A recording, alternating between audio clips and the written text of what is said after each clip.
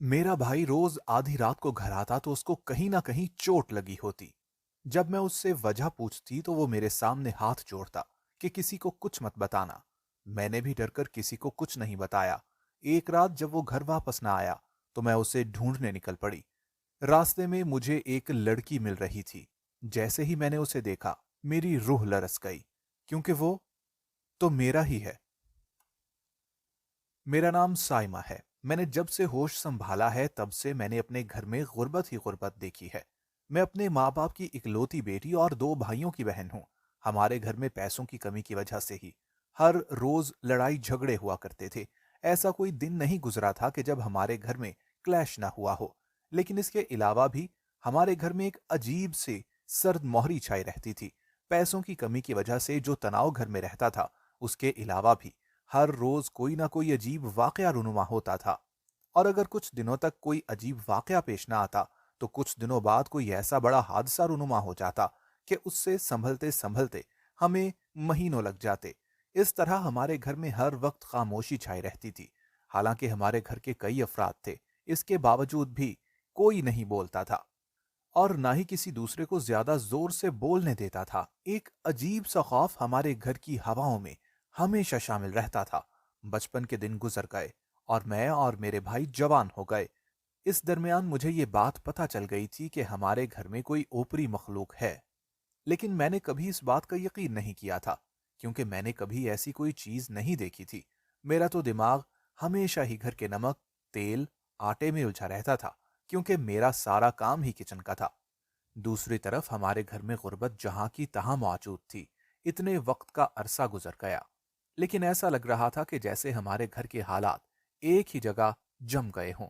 جیسے ہی میں 18 سال کی ہوئی تو میری ماں نے مجھے کہا کہ میں اوپر والے پورشن کے کمروں میں نہ جایا کروں۔ میں حیران رہ گئی۔ آخر کار میری ماں نے مجھے ایسا کیوں بولا تھا؟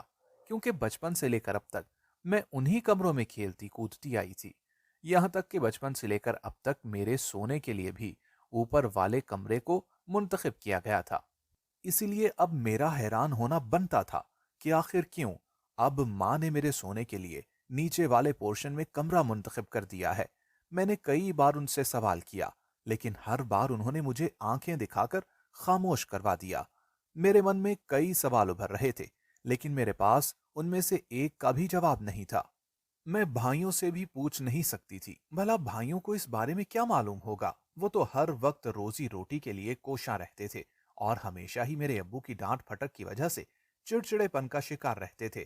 ماں نے بھی مجھے بتانے سے صاف انکار کر دیا تھا، اور میرے دل میں اس معاملے کو لے کر تجسس بڑھتا ہی چلا جا رہا تھا کہ آخر اماں نے مجھے ایسا کیوں بولا ہے۔ اسی لیے میں سب سے چھپ کر اوپر والے کمروں میں جا کر دیکھتی کہ وہاں آخر ایسا کیا ہے، مگر مجھے وہاں ایسا کچھ بھی نہیں ملتا تھا۔ وہ کمرے جیسے میرے بچپن میں تھے اب بھی ویسے ہی تھے۔ ان کمروں میں ہمیشہ ہی مجھے ایک عجیب سا سکون محسوس ہوتا تھا، کیونکہ وہاں کسی پرندے کی بھی آواز نہیں آتی تھی۔ ایک بار رات کو میں پانی پینے کے لیے کچن میں آئی تو مجھے ایسا لگا کہ جیسے اوپر والے کمروں میں کوئی ہے۔ وہاں کی لائٹس بھی ساری آف تھیں۔ میں پہلے تو ڈر گئی، لیکن پھر میں نے سوچا یہ میرا ہی گھر ہے اور میں بچپن سے لے کر اب تک یہیں پلی بڑھی ہوں۔ میں نے سوئچ بورڈ پر ہاتھ مارا تو بھی وہاں کی کوئی لائٹ نہ چلی۔ میں حیران رہ گئی، آخر ایسا کیوں ہوا؟ بورڈ تو بالکل ٹھیک ٹھاک تھا، کنیکشن بھی بالکل ٹھیک لگے ہوئے تھے۔ تبھی مجھے دوبارہ اوپر کے کمرے میں سے کسی کے قدموں کی چاپ سنائی دی تو میں کچن میں دوبارہ گئی، وہاں سے ایک موم بتی جلا کر اٹھا لائی۔ موم بتی کو ہاتھ میں اٹھائے اٹھائے میں اوپر والے کمروں میں گئی تو مجھے ایسا لگا جیسے ابھی ابھی میرے پاس سے کوئی گزرا ہو۔ میں نے پیچھے مڑ کر دیکھا تو وہاں کوئی بھی موجود نہیں تھا۔ خوف کی لہر میرے پورے وجود میں دوڑ گئی تھی۔ ہر طرف اندھیرا تھا، بھلے میرے ہاتھ میں موم بتی تھی۔ اسی وقت کسی نے میرے کندھے پر ہاتھ رکھا اور میرے پسینے چھوٹ گئے۔ میں نے گھبراتے ہوئے مڑ کر اپنے پیچھے دیکھا تو میرے سامنے میری ماں کھڑی تھی، جس کی آنکھوں سے میرے لیے غصہ ہی غصہ نظر آ رہا تھا۔ میں نے منع کیا تھا تمہیں ان کمروں میں آنے سے۔ میں گھبرا گئی اور اپنی صفائی دینا چاہی۔ ماں میں تو ویسے ہی۔ تو میری ماں نے مجھے ایک زوردار تھپڑ دے مارا۔ تم نے میری کوئی بات نہیں مانی، اب چلو نیچے۔ وہ میرا ہاتھ پکڑ کر کھینچتے ہوئے نیچے آ گئیں اور مجھے لا کر اپنے کمرے میں بند کر دیا، لیکن میں ان کے غصے کو سمجھ نہیں پائی تھی۔ वो ऐसा क्यों कर रही थी? पूरे दिन से मैं भूखी प्यासी थी, लेकिन मेरी माँ ने मुझे कमरे से बाहर नहीं निकाला, और जब शाम को निकाला तो कहने लगी कि अगर आइंदा मैं ऊपर वाले कमरों में गई तो वो मुझे जान से मार देंगी। मैंने उन्हें कहा कि मुझे रात को ऐसा लगा कि जैसे ऊपर के कमरों में कोई है, मैं बस वहां उसे देखने ही गई थी। तो मेरी माँ ने मुझे कहा कि अब अगली बार चाहे ऊपर कोई आंधी आए या तूफान आ जाए, लेकिन अगर तुम ऊपर गई तो मुझसे बुरा कोई नहीं होगा। हर बार की तरह इस बार भी मैं उनकी बात सुनकर खामोश हो गई, क्योंकि मैंने सवाल पूछना था और बदले में मेरी माँ ने कोई भी जवाब नहीं देना था। इस वाक़े को तकरीबन 10 दिन हो चुके थे।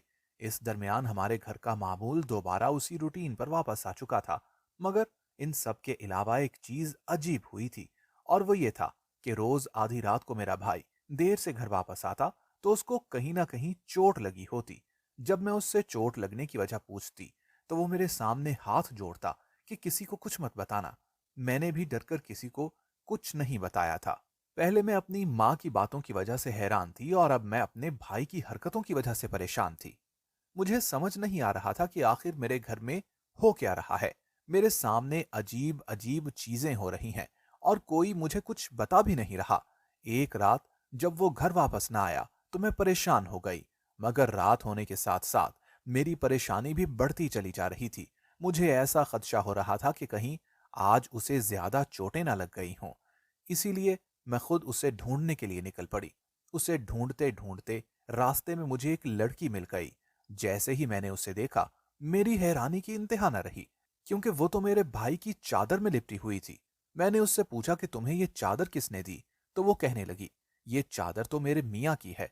तो मैंने कहा कि तुम झूठ क्यों बोल रही हो? ये चादर तो मेरे भाई की है। मेरी बात सुनकर वो हैरान रह गई और तेज तेज कदमों से भागने लगी। मैं भी उसके पीछे चलने लगी और उससे पूछने लगी कि आखिर ये चादर तुम्हारे पास कहाँ से आई है? ये तो मेरे भाई की चादर है।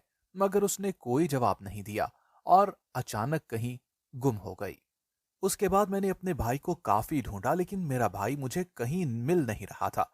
थक हार कर मैं घर वापस आई तो मैंने देखा कि मेरा भाई घर में ही बैठा हुआ था। मैं उसके पास गई और कहा कि भाई, तुम्हारी चादर कहाँ है? तो उसने कहा कि मेरी चादर कहीं खो गई है। मुझे उनका झूठ सुनकर हैरत हुई, क्योंकि अभी कुछ देर पहले ही मैंने उनकी चादर एक लड़की के पास देख रखी थी। लेकिन फिलहाल के लिए मैंने उनसे कुछ भी नहीं पूछा, क्योंकि उनके माथे पर बहुत ज्यादा गहरी चोट आई थी।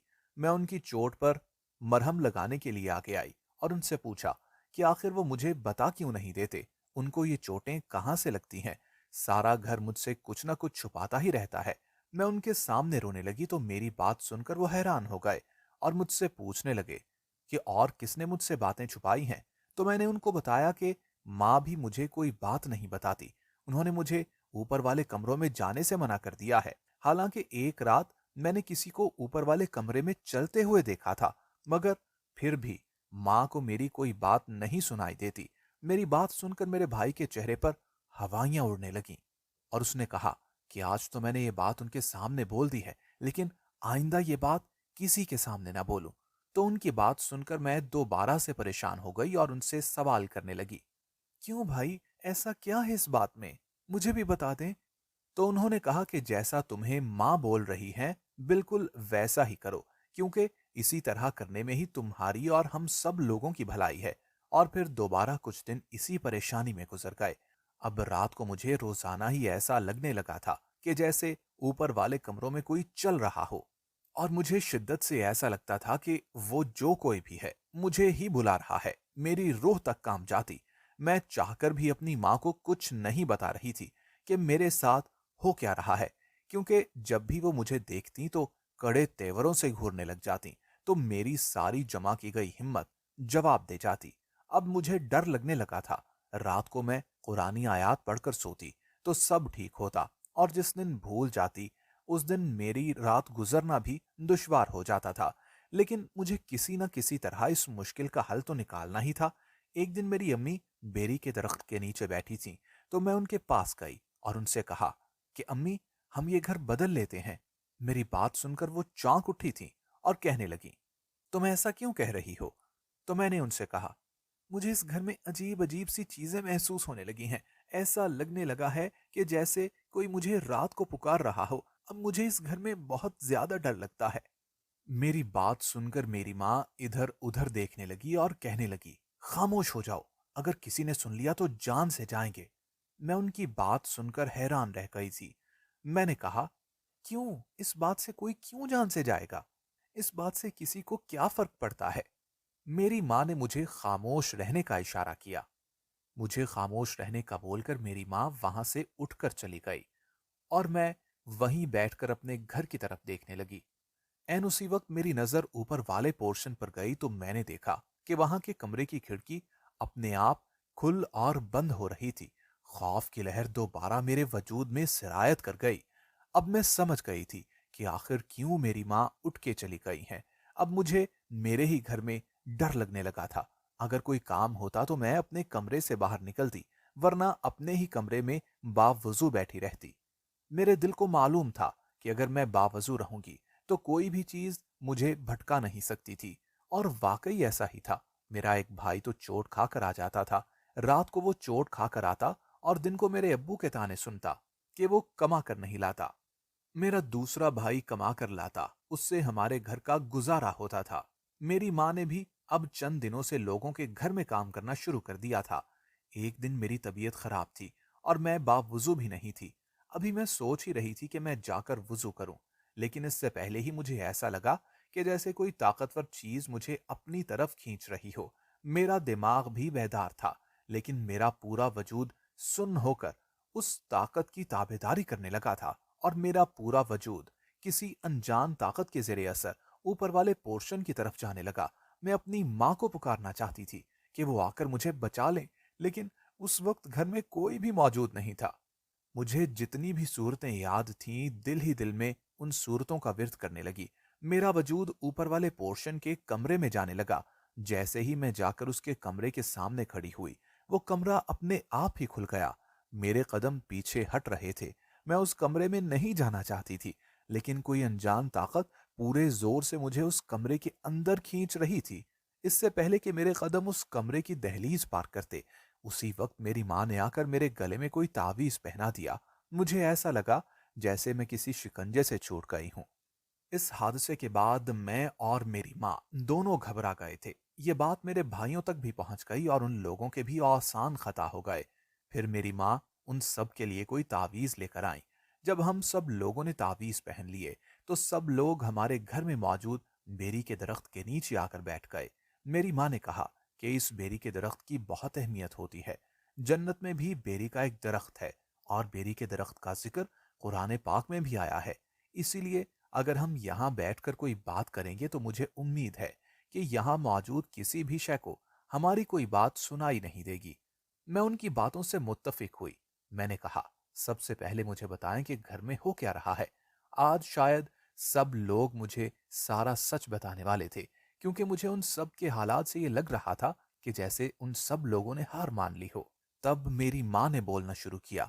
میری ماں نے کہا کہ آج سے 16 سال پہلے جب ہم اس گھر میں آ کر رہنے لگے تو ہمیں بھی ایسا ہی لگا کہ یہ گھر دوسرے گھروں کی طرح نارمل گھر ہے، لیکن یہ ہماری غلط فہمی تھی۔ دھیرے دھیرے ہمیں معلوم پڑ گیا کہ یہ گھر باقی گھروں کی طرح نارمل نہیں ہے، بلکہ اس گھر میں ہمارے ساتھ کوئی اور مخلوق بھی رہتی ہے۔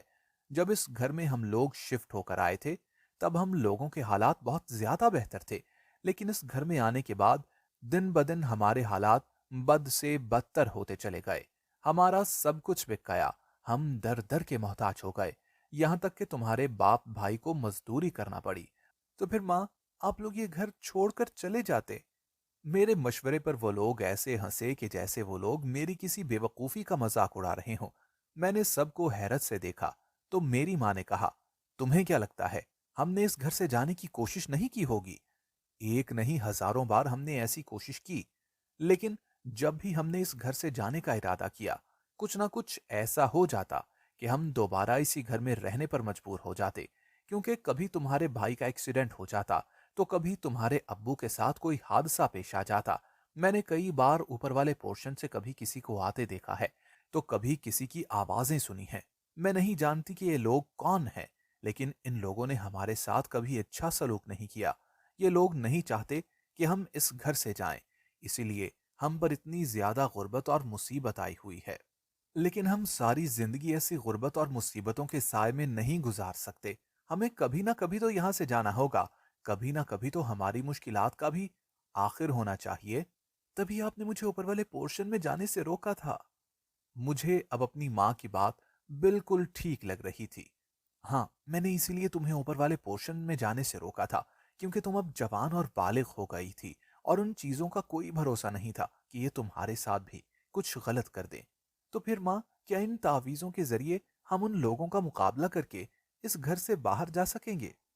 میں نے سوال کیا تو میری ماں نے نہیں میں سر ہلا دیا۔ انہوں نے کہا کہ ہم ان تعویذوں سے ان لوگوں کا مقابلہ تو نہیں کر سکتے، لیکن ہاں، بابا جی نے بولا ہے کہ ان تعویذوں کے ہوتے ہوئے وہ ہمیں کوئی نقصان نہیں پہنچا سکتے۔ بس اب ہمارے پاس اتنے پیسے ہو جائیں کہ ہم اس گھر کو چھوڑ کر کسی ایسی جگہ پر چلے جائیں کہ جہاں ان آسیبوں کا کوئی وجود نہ ہو۔ میں ان کی بات سے متفق ہوئی۔ میں نے کہا، اماں، مجھے بھی تم محلے سے سلائی کڑھائی کے لیے کپڑے لا دیا کرو، میں بھی سلائی کڑھائی کر لیا کروں گی۔ آپ بھی کام کرنے جاتی ہیں اور بھائی بھی کما کر لاتے ہیں، مجھے لگتا ہے کہ ہم اس گھر سے جلد ہی باہر چلے جائیں گے۔ ہم نے فیصلہ کیا کہ ہم سب مل کر محنت کریں گے اور اتنے پیسے جمع کریں گے کہ اس گھر سے باہر اپنا ہی کوئی گھر لے سکیں۔ مگر اسی وقت میرے دوسرے بھائی کی بات پر ہم سب لوگ چونک اٹھے۔ اس نے کہا، اتنی زیادہ محنت مزدوری کرنے کی کوئی ضرورت نہیں ہے، بلکہ اس نے اس گھر سے باہر اپنا ایک الگ گھر لے رکھا ہے۔ اس پر ہم سب لوگ دنگ رہ گئے۔ انہوں نے کب اپنا گھر لیا؟ مجھے سمجھ نہیں آیا، اور باقی سب لوگ بھی حیران تھے کہ آخر ایسا کیسے ہو گیا؟ یہاں تو کھانے کے لالے پڑے ہیں اور اس نے اپنا گھر لے لیا۔ ہم سب کی سوالیہ نظریں اب اس کی طرف اٹھ گئی تھی۔ ہم نے کہا کہ آخر تم نے کہاں سے گھر لے لیا؟ تمہارے پاس اتنے پیسے کہاں سے آئے؟ انہوں نے کہا، سائمہ جانتی ہے کہ میں رات کو چوٹیں کھا کر آتا تھا اور آپ سب لوگ مجھے ناکارہ ہونے کے طعنے دیتے تھے۔ حالانکہ ایسا بالکل بھی نہیں تھا۔ میں مکے بازی کر کے پیسے کما کر لاتا تھا، جس میں دوسری پارٹی مجھے کہتی تھی اگر میں ہار گیا تو وہ مجھے جیتنے والے سے بھی زیادہ پیسے دیے جائیں گے، اور مجھے پیسوں کی سخت ضرورت تھی، اسی لیے میں ہار جاتا تھا، اور جب میں ہار جاتا تھا تو مجھے جیتنے والے سے دگنے پیسے ملتے تھے۔ مجھے چوٹیں لگتی ہیں تو یہ بات بتانے سے میں نے سائمہ کو بھی منع کیا تھا، کیونکہ میں یہ نہیں چاہتا تھا کہ گھر میں کسی کو بھی پتا چلے کہ میں باہر کیا کر کے آتا ہوں، کیونکہ اگر گھر میں کسی بھی چیز کو یہ بات پتا چل جاتی تو لازمی میرے ساتھ بھی کچھ نہ کچھ ہو جاتا۔ اسی لیے میں نے ان لوگوں سے نمٹنے کے لیے اس بات کو راز ہی رکھا۔ اپنے بھائی کی باتیں سن کر مجھے اپنے بھائی پر فخر ہونے لگا کہ آخر ان آسیبوں سے لڑنے کے لیے انسان کے پاس کوئی نہ کوئی ترکیب تو ہوتی ہے۔ لیکن پھر اچانک مجھے وہ لڑکی یاد آئی جس نے میرے بھائی کی چادر اپنے گرد لپیٹی ہوئی تھی۔ پہلے تو میں نے سوچا کہ سب کے درمیان بھائی سے اس لڑکی کے بارے میں پوچھنا ٹھیک نہیں ہوگا، لیکن پھر کچھ سوچ کر میں نے اس لڑکی کے بارے میں پوچھ ہی لیا۔ میں نے پوچھا کہ بھائی، وہ لڑکی کون تھی جو اس رات آپ کی چادر خود کے گرد لپیٹ کر جا رہی تھی؟ تو انہوں نے کہا کہ وہ لڑکی میری بیوی تھی۔ اس بات نے ہم سب کے سروں پر بم پھوڑ دیے۔ میری ماں حیران پریشان رہ گئی۔ انہوں نے کہا کہ تم نے شادی بھی کر لی؟ تو انہوں نے کہا، وہ اس لڑکی کو بہت پہلے سے پسند کرتا تھا۔ اس لڑکی کے ماں باپ نہیں ہے، بلکہ وہ یتیم ہے۔ اس کے چچا چچی نے اس کو پالا ہے۔ پھر اس کے چچا چچی اس کی شادی کرنے والے تھے، تو میں نے ان سے اس لڑکی کا ہاتھ مانگ لیا۔ پھر انہوں نے کہا کہ اس کو اپنے ساتھ نکاح کر کے لے جاؤ۔ میں آپ لوگوں کو نہیں بتا سکتا تھا، کیونکہ ہمارے گھر میں موجود آسیب کا کوئی بھروسہ نہیں تھا، وہ میری بیوی کو یہاں آنے دیتے بھی یا نہیں۔ اسی لیے میں نے یہ شادی خفیہ رکھی، اور میں نے اپنی بیوی سے گھر کے حالات کا ذکر کیا تو جہیز میں ملنے والے زیور اس نے میرے حوالے کر دیے، اور کہا کہ ان زیوروں کو بیچ کر جو بھی پیسے ملیں ان سے میں کوئی کاروبار شروع کروں۔ لیکن میں اگر کوئی کاروبار شروع کرتا تو بہت زیادہ دیر بیت جاتی، اسی لیے میں نے بڑی سے بڑی لڑائیوں میں حصہ لیا۔ میری ماں نے اس بات میں سر ہلایا۔ وہ سمجھتی تھیں ان آسیبوں کی وجہ سے وہ خود اور ان کی ساری اولاد پریشان تھی۔ پھر اگلے ہی دن میرا بھائی سارا ضروری سامان باندھ کر گھر سے باہر لے گیا، اور اس کے بعد سب لوگ ایک ایک کر کے گھر کے باہر چلے گئے۔ ان آسیبوں نے ہمیں روکنے کی بھرپور کوشش کی، مگر ہمارے گلوں میں موجود تعویذوں کے باعث وہ ہمارا کچھ نہ بگاڑ سکے۔ آخر کار ہمیں سالوں کے بعد اس مصیبت سے چھٹکارا مل ہی گیا تھا۔